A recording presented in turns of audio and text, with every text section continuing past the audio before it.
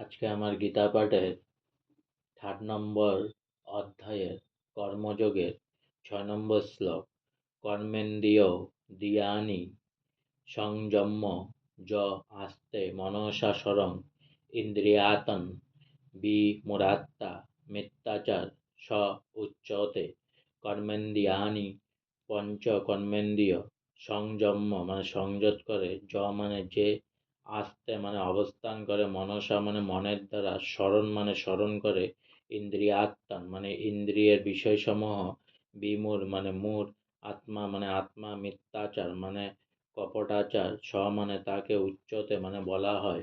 অনুবাদ: যে ব্যক্তি পঞ্চকর্মেন্দ্রিয় সংযত করে ও মনে মনে শব্দ রস আদি ইন্দ্রিয় বিষয়গুলি স্মরণ করে, সে মূঢ় অবস্থায় নিজেকে বিভ্রান্ত করে এবং তাকে মিথ্যাচারী বন্ড বলা হয়ে থাকে। তাৎপর্য: অনেক মিথ্যাচারী আছে যারা কৃষ্ণ ভাবনাময় সেবা কার্য করতে চায় না, কেবল ধ্যান করার ভান করে, কিন্তু এতে কোনো কাজ হয় না, কারণ তারা তাদের কর্মেন্দ্রিয়গুলিকে রোধ করলেও মন তাদের সংযত হয় না। পক্ষান্তরে মন অত্যন্ত তীব্রভাবে ইন্দ্রিয় সুখের জল্পনা কল্পনা করতে থাকে।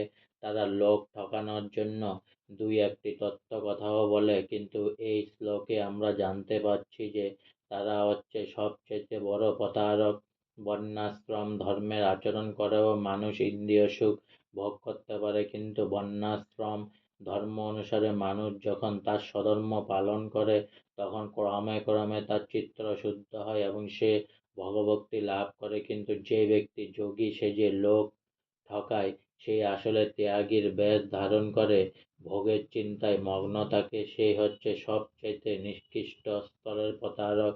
মাঝে মাঝে দুই একটি তত্ত্ব কথা বলে, সরল চিত্র সাধারণ মানুষের কাছে তার তত্ত্বজ্ঞান জাহির করতে চায়, কিন্তু বুদ্ধি দিয়ে বিচার করলে দেখা যায় সেগুলি তোতা পাখির মতো মুখস্থ করা বুলি ছাড়া আর কিছুই নয়। ভগবান শ্রীকৃষ্ণ তার মায়া শক্তির প্রভাবে ওই ধরনের পাপাচারী প্রতারকদের সমস্ত জ্ঞান অপহরণ করে নেন। এই প্রকার প্রতারকের মন সর্বদাই অপবিত্র এবং সেজন্য তার তথাকথিত লোক দেখানো ধ্যান নিরর্থক। আজকে আমার গীতা পাঠের 8 অধ্যায়ের কর্মযোগের 6 নম্বর শ্লোক এখানেই সমাপ্ত হলো। তাই অনেক অনেক সাবস্ক্রাইব করুন, অনেক অনেক লাইক করুন, আর সঙ্গে বলুন হরে কৃষ্ণ হরে কৃষ্ণ কৃষ্ণ কৃষ্ণ হরে হরে, হরে রাম রাম রাম হরে হরে। অনেক অনেক সাবস্ক্রাইব করুন, অনেক অনেক লাইক করুন।